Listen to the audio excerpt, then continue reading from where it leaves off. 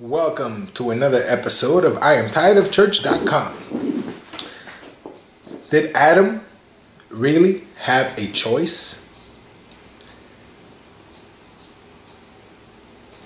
I don't think Adam had a choice, especially knowing that before the foundations of the world, God had the plan in place.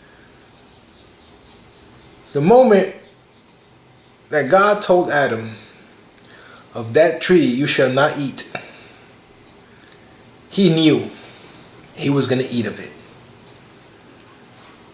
You cannot tell a person, "Don't do that," and at the same time put it in their heart to eat from it.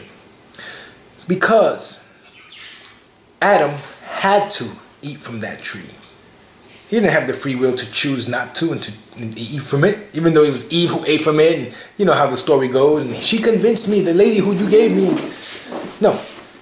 He was the one told not to eat of the fruit. And he ate of the fruit. He didn't have a choice. He wasn't coerced to. Because that tree, in God's wisdom, God made one tree, and the tree had the knowledge of good and evil. What if Adam wanted to know what good was? Well, you have to eat of that tree that God said not to eat of. Because there was not no other tree. There was no tree. There was a lot of other trees, but it wasn't like, hey, that tree is of good. This one's of good. That one over there is of evil. So only eat that one. If that was the case, then Adam would have said, okay, cool, I'm just going to eat all the good trees. Because he told him there's a bunch of other trees. Eat of all of them freely. But that one, the one with the knowledge of good and evil, don't eat of that one. Well, maybe Adam, in all his heart, when he ate it, he did it with the intention of knowing what good was. But common sense and God's wisdom made that tree of good and evil, and Adam had to eat of that tree. He didn't have a choice. See, Adam didn't know what good was. We now can say, man, Adam was dumb. He walked with God. He lived, he saw him. He was basically in communion with him. How stupid can he be? Why did he do that?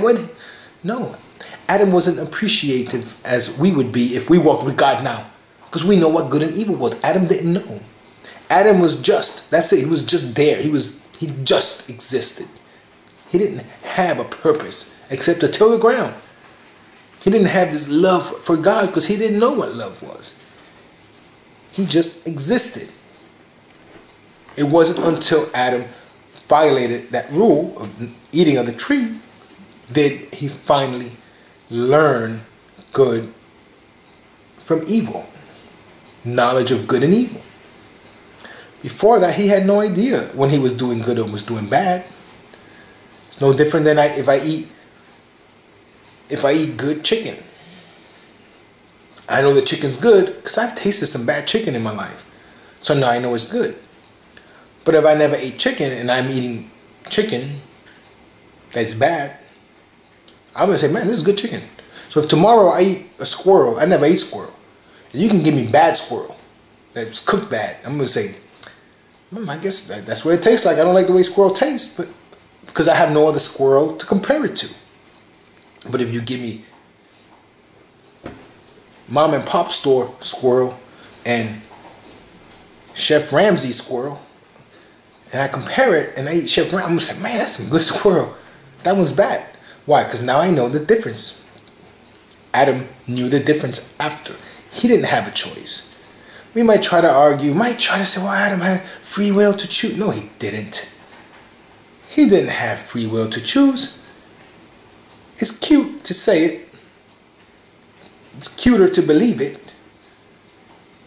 But if you were in Adam's shoes, you and I would have done exactly the same thing. Don't think for a moment you would have been smarter than Adam and would not have done that. You lie, because you would have done exactly the same thing. And when you realize that, we're just human. Don't think for a moment Adam had something super spiritual that we didn't have. We have Christ. We have faith. He didn't have that. But know this, you would have done exactly the same thing that Adam did. Don't think for a moment you would have been smarter.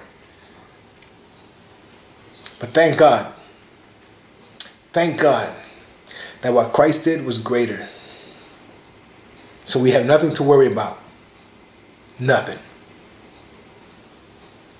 Thanks for watching. And don't ever forget that what Jesus Christ did was enough. God bless you.